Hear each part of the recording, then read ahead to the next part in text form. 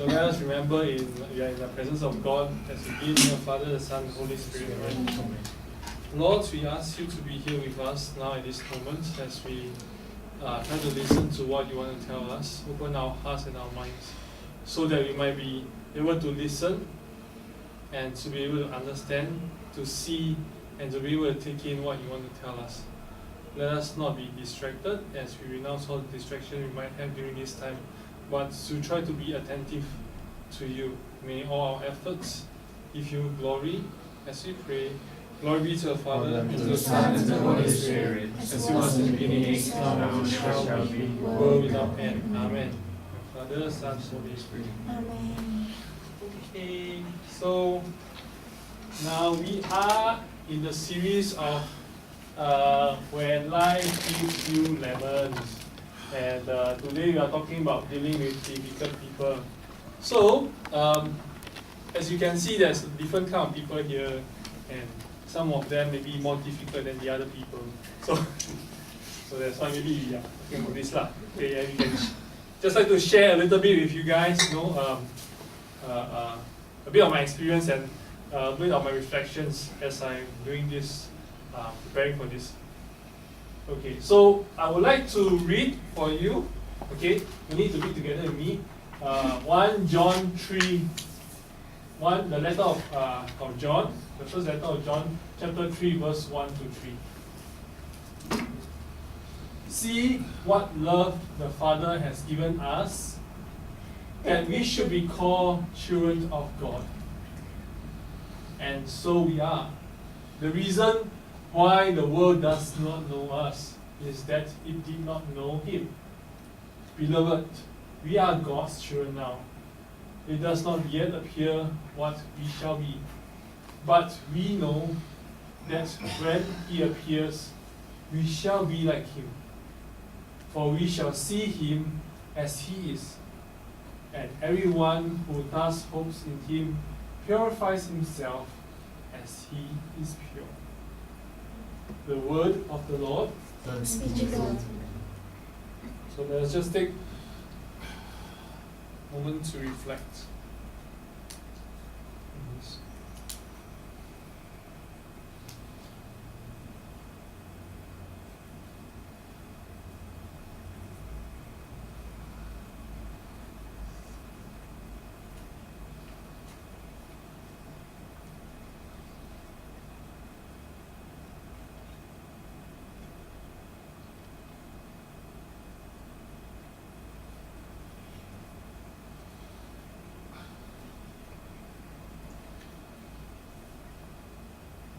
Okay, so from this particular short passage, I think what I've highlighted is, I like what Mani was sharing just now about how God has actually showered love to us because we are His children.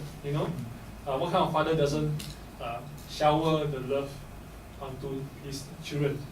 And I think so. From this perspective, knowing that we are the children of God, that is our identity. So we're going to share a bit on dealing with difficult people. So dealing with difficult people, right? Okay, this is not the way you deal with difficult people. Sometimes difficult people can do this to you and you feel like you are constricted. So there's three main areas that I like to touch on. So one of it is forgiveness, right? Like what Mani was saying just now as well. Outward looking, right? And also relationship with God. So in these three parts that I will talk about this. Okay. So forgiveness, right? Okay. Why forgiveness, right? Why do we need to forgive? Other than Jesus tells us to forgive one another. Are we just like following instructions, or is there something deeper to it? Right? One of the reasons why we want to forgive people, right, especially if they are very difficult to us, is that actually these are people who are hurt as well. Everyone is broken in their own ways, right? Some, who has a harder childhood, right? will be slightly more broken than the others. So everybody is like rough rocks, and when they come together, there'll be friction and there'll be sparks and all that. So it's very easy, especially when you have a lot of hurt, it will transmit to other people. People who have been abused when they are very young tend to abuse other people, and it becomes something which continues on.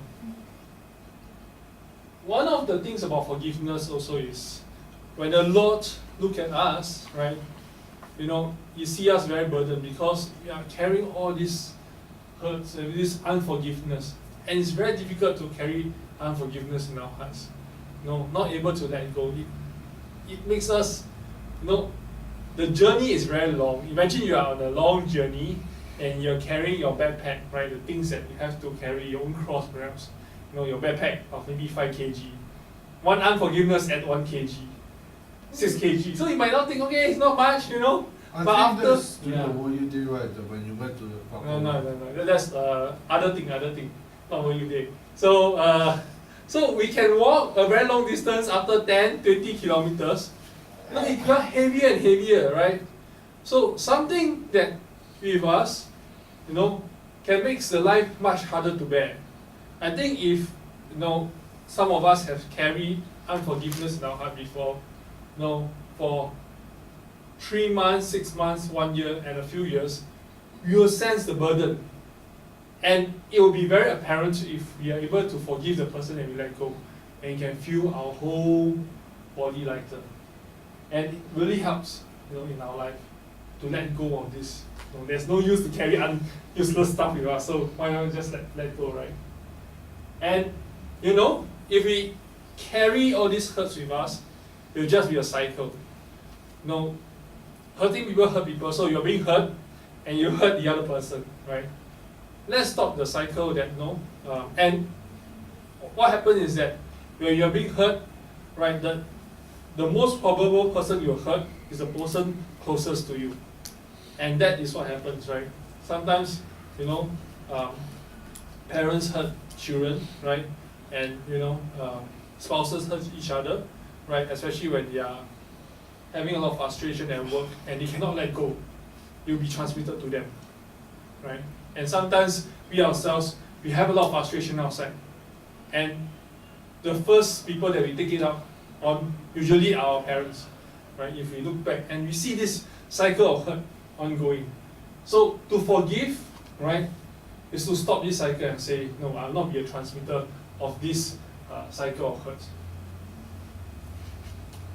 Okay, so I understand that last time Tommy shared about the 5 stages of forgiveness in his unforgiveness talk, to let go of unforgiveness. So my one is slightly different. It's slightly, it is a little bit of what I've read and a little bit of my experience. So I'm going to share a little bit. Okay, so one of the first stage of forgiveness is we have to define what and who needs forgiveness. No, sorry, not needs forgiveness. Yes, right. Not who be is the answer. So, okay, so one of the things that especially for guys that we tend to do is that when somebody do something to us, then we tend to say, no lah, it's okay, I'm a guy, I'm like macho, I can take it, and all that. No, but yet, we are all humans, right? There are things that people say does hurt us. There are things that people say does get into us. And this is especially so if this reminds me of another hurt that comes to us, right?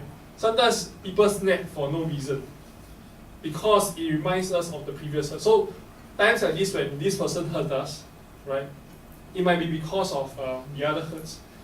And we have to acknowledge this first, this hurt first, right, and to be able to forgive, to be able to start this forgiveness, then perhaps we can start the healing of the previous hurt as well.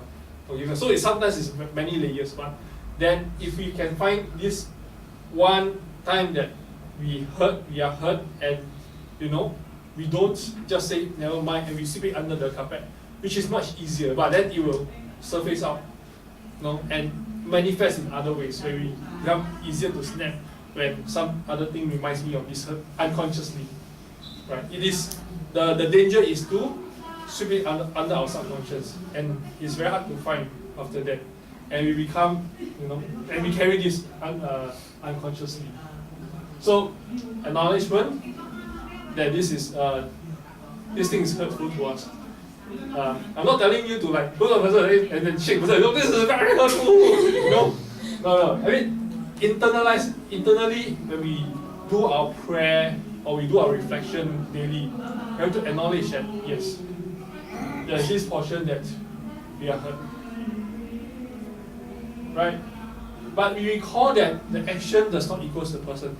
The person who hurt us, right, is not that. Say for example, if I tell Vina a secret and he go tell other people, then it's like betrayer, and label him. But his act, yes, is perhaps betraying, but he is like, you don't label the person as betrayer, and he's like becoming betrayer for the rest of his life to you lah.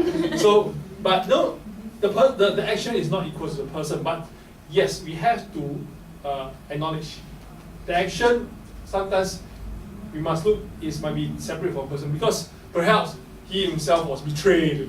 Then there's a sense of it's very strange. Sin is like this, when something is done to us, we feel the action of wanting to get revenge, and often it might not be to that particular person who caused us the pain. It might be to another person. So we want to avoid that. So we must acknowledge it, right? But at the same time, we must remember that we don't label the person, okay, as such. Okay. So once acknowledging it, the things that needs to be forgiveness, so we have to allow ourselves some time to spend in prayer, right? We have to bring Jesus into where we are hurt. So maybe in this particular example, Jesus come. We can maybe in our mind bring in Jesus in that moment that that perhaps Mina betrayed me, and Jesus is there and he's sad, because perhaps Jesus also remembers the betrayal of Judas as well in that particular scene, and he is sad, and that he's there for you. He can feel together with you betrayal. He can feel that, being left alone, the feeling of loneliness, and the presence of the betrayal of the trust that he gives to the person. He is there. He can feel with you in that prayer, and let him. And it's important to come into that and to be able to bring it into the particular situation as well, right? And sometimes with that, we can allow the Lord to come in, and we can, let go of the emotions. Especially when we remember this particular sin of betrayal, right? We don't suppress the feeling, but we allow ourselves to be very honest with it, and to be able to let go of some of these feelings. So for guys, it's quite difficult, but you can try, and I'm not telling you to cry, and all that, but then to allow to acknowledge your feeling, right?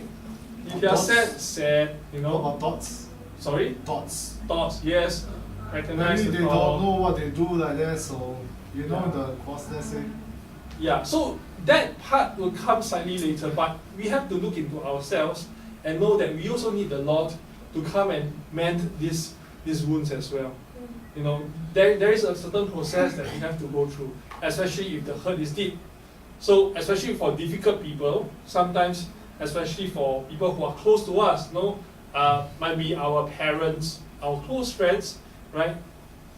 They become difficult because they have maybe hurt us by betraying our trust and all that. So they become difficult to us, or people who's basically difficult people are people who hurt you lah, and you find it's very difficult to relate to them. If it's a stranger, you don't care lah. Okay lah, whatever lah. Yeah, stupid person. Yeah, that's it. Alright. It's people who are closest to us. So there are times where the feelings and the hurts comes in, and we must allow some of it to come out. And sometimes, one of the ways that we can do it, to further fill up is to, for example, write a letter. Say for example, maybe I don't give Hina, I just write a letter. You betrayer, you hurt me, when I know about your betrayer, I so painful, my heart breaks, and all that. So for some it helps, right? Especially to like your friend and all To me, that. it's useless. It doesn't help at all. Yeah. So for some it doesn't work. So maybe what might help is that you speak to an empty chair, the person there. So, why you like that? And all that. So whatever helps you, right? There are many ways you can explore. But to be able to, there's this process called catharsis, right? To be able to let out this feeling. Suppression of the feeling, what will happen is that it will come out another way, or you become a very cold person, right? Because what you do is that you neglect your feelings. After a long time, your feeling does not matter anymore, and you cannot feel anymore, and you become very cold, right? Also, this is also a personal experience as well. Then realize, it can happen, right? If you suppress, and especially if you are at work, right? You're called to behave in a certain way and all that, prim and proper. No, it's okay, you let go and all that. Sometimes it can manifest in things like that.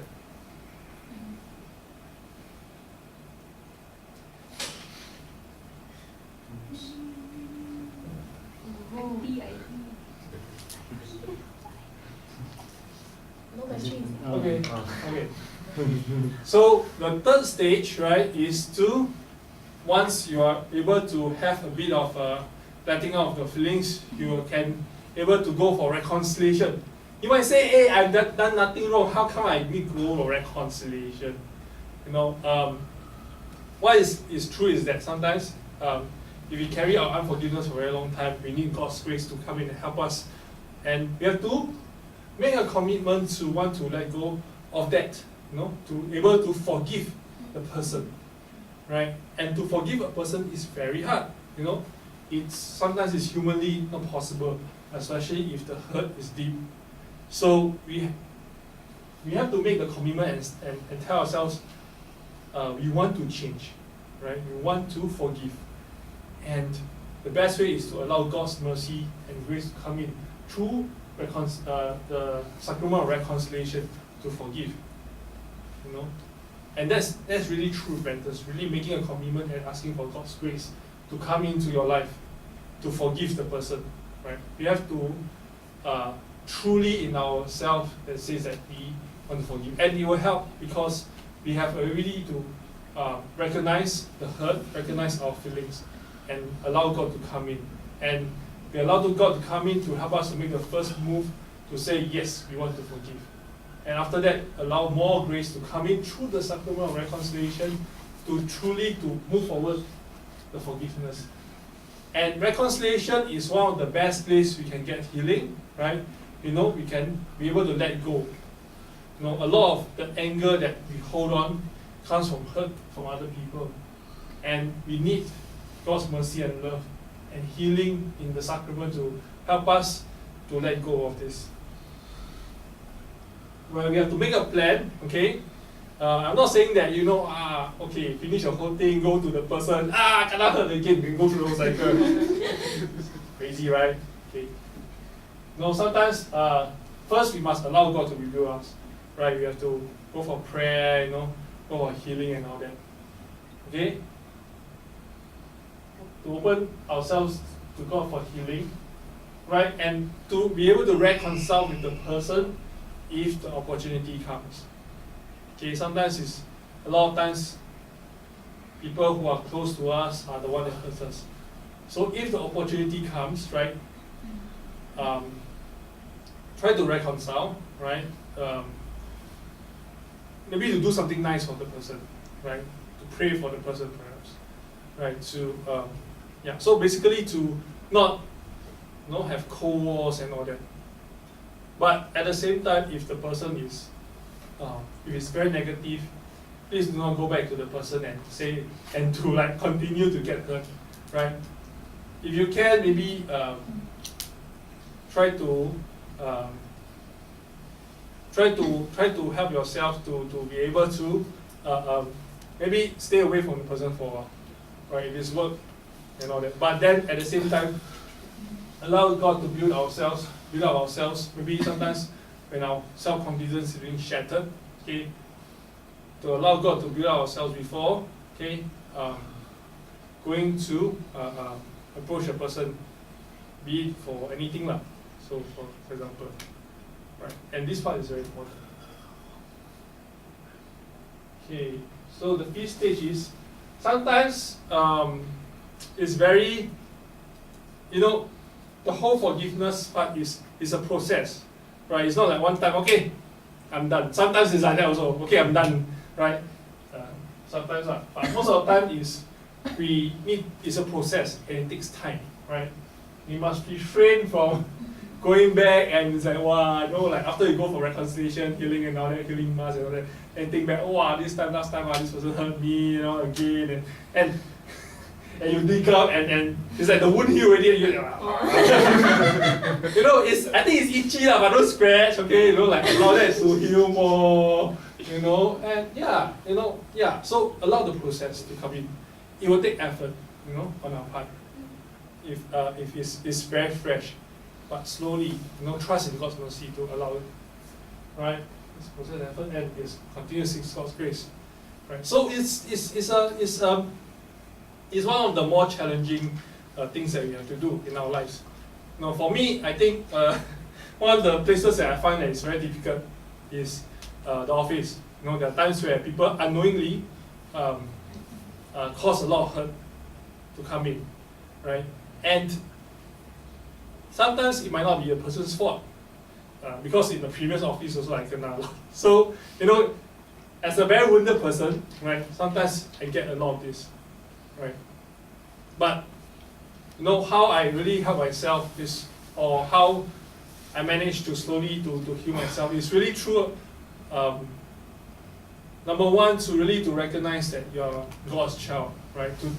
To really to seize that identity that you are the child of God, right?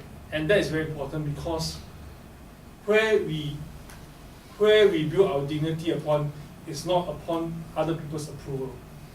A lot of people might not think very much of us, right?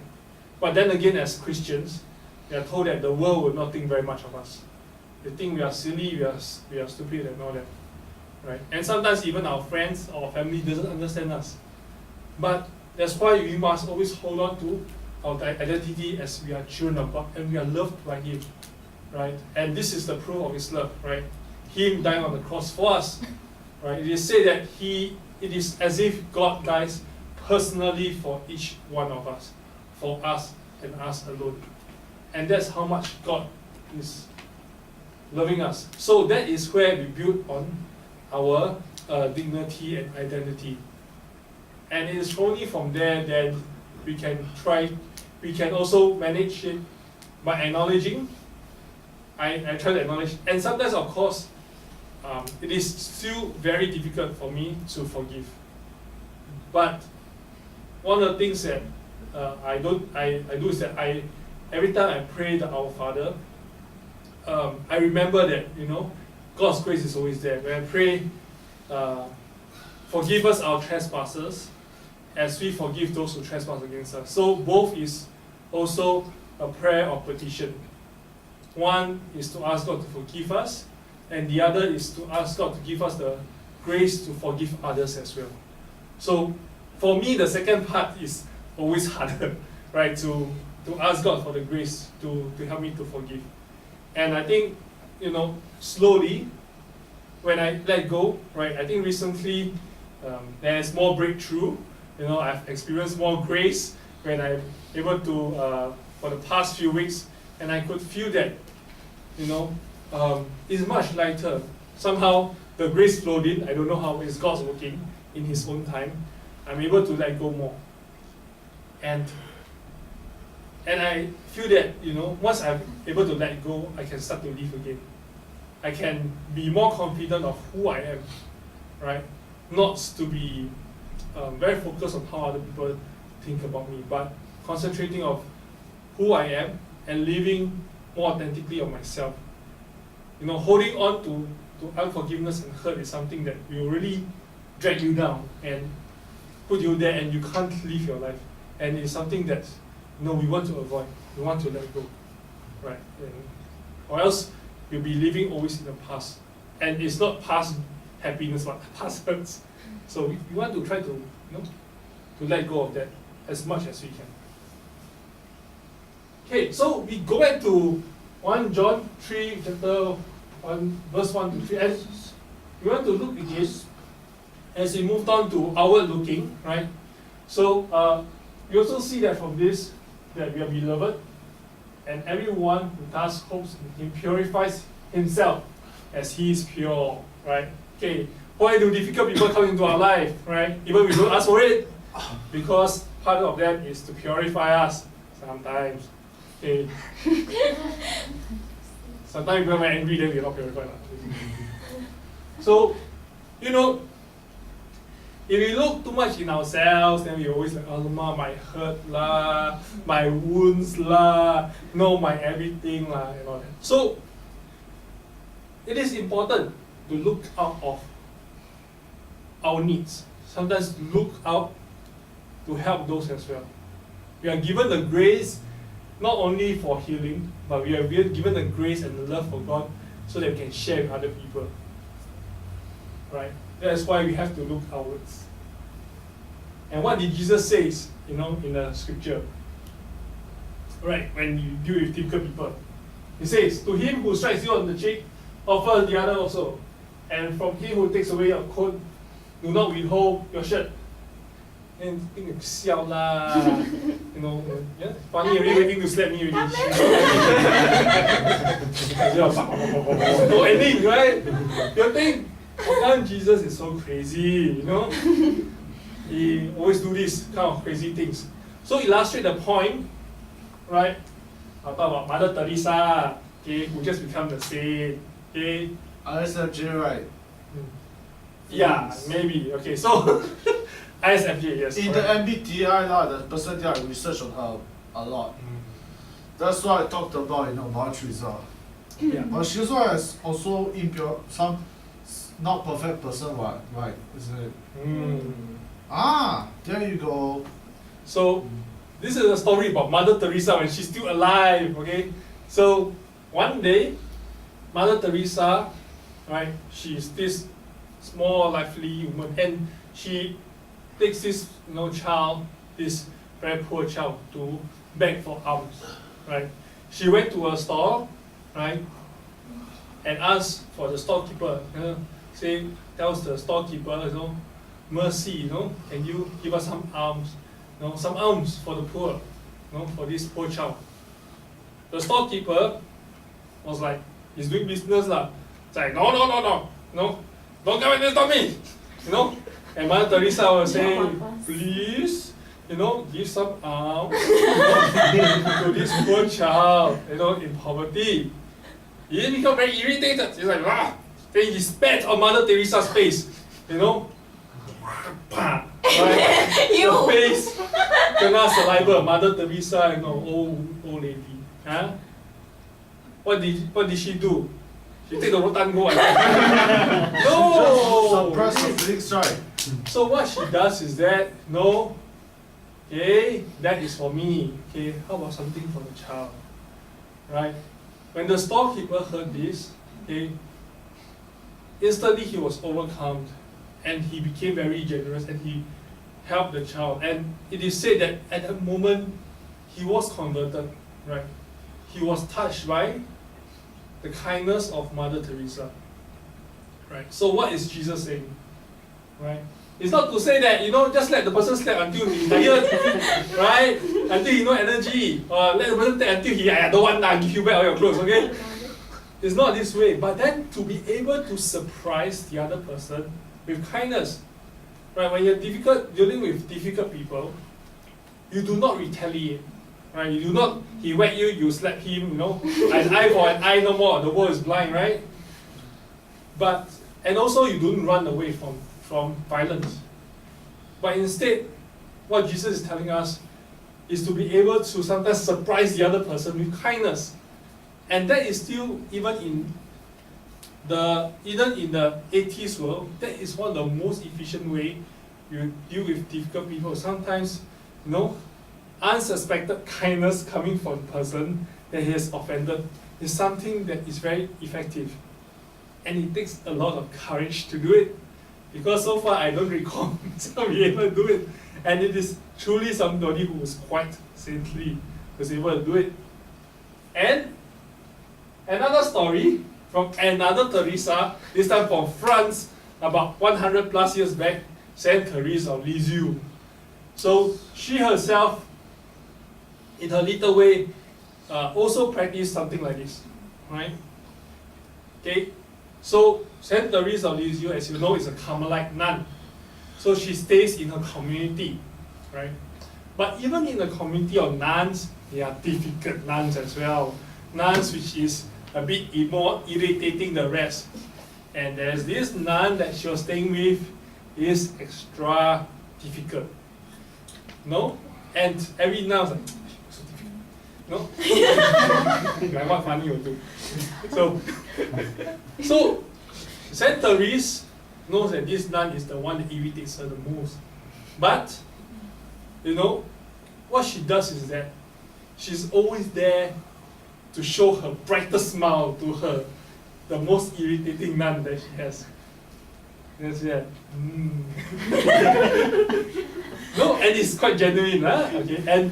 And she, when she's alone, she will choose to sit with this nun, to accompany the nun. Right? And, you know, and of course, over time, the nun was also very touched by her gestures.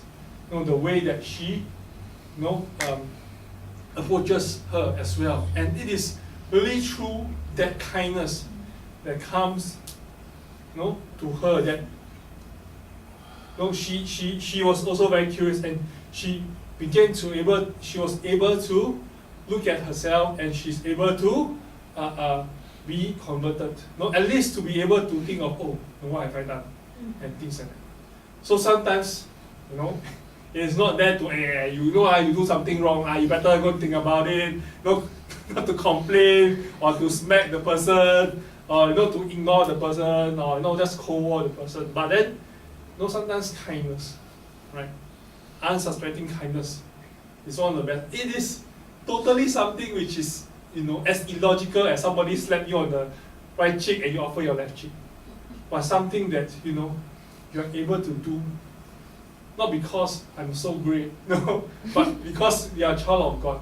The love we receive, you know, is the kindness we give to the others. And even Jesus himself, during his crucifixion, he would say, you know, Father, forgive them, for they know not what to do. So Jesus' example is the greatest of all, right? There he was hanging on the cross. No, it's not like, you know, it's not like your sofa, you know, with aircon and all the drinks and all the like burgers and all that. It is crucifixion, no, blood, after scourging, crown of thorns, you know, and all that. People spitting on him and speaking. And all of the saints, they are following the great example of the Lord. Right? It is the Lord that gives the example. Jesus is not somebody who just say, you know, for fun, you know. Very easy to say, right? Say don't need money, they say. But to be able to do it, what you say, this is really the one that we have to follow and we are called to follow. But we can't do this, you know, by ourselves. By our own strength, it is illogical. And how do we do it, right? It is only to be his child, right? We have to be very, and what is very important is that we have to build our relationship with God. And that's very important. Or else in this world, right, we'll be besieged with so many problems, we'll be besieged with so many difficult people, we can just go crazy, or we can just start working each other, you know. To be his child, you know, your prayer life is very, very important. That is something that we have to be, we have to focus on that. That is something we must prioritize against. It is only by being His child, we can truly understand where His love is coming from. And we'll be able to be kind to other people. We'll be able to, not become difficult people ourselves, right? Keep the wounds and become difficult people. Then after that, other people, your friends have to come for this talk lah. How to deal with difficult people, how to deal with you, right? So don't be difficult people. And we can be difficult people to different people. And if we are humble, we admit that sometimes we can be difficult to some people as well. We have hurt people as well before. And by being close to God, we try to be less of the difficult people and try to become kinder to other people. Right? We have to, by being close to God, God is really the source of consolation, healing, and transformation. Right? That tub of ice cream can only give you so much happiness for a while. Right? If you are sad, you eat the ice cream, after a while you become fat and you're still sad. It's totally pointless. Right? But I'm not saying don't eat ice cream, right? Or don't be fat. No, I'm really fat. But then the thing is that, Jesus is the one that is going to heal you and console you and transform you from not a very difficult person, right? To a nice, gentle and kind person. They have that hope that you too can be transformed, right? So, one of the great prayers that we can have is to examine our conscience, right? Every day when we pray this prayer, we remember the good things that God has given us, and remember the places we have failed. And if you want to, we also look for consolation, the places where people have hurt us. So all this we can bring to the Lord and allow Him to come to us in this prayer. And we try to be better the next day, right? And we try to be more Christ-like. That's why I say we must examine our love process, right? Very good. Right? Isn't that right? Very good. To learn how to be more understanding.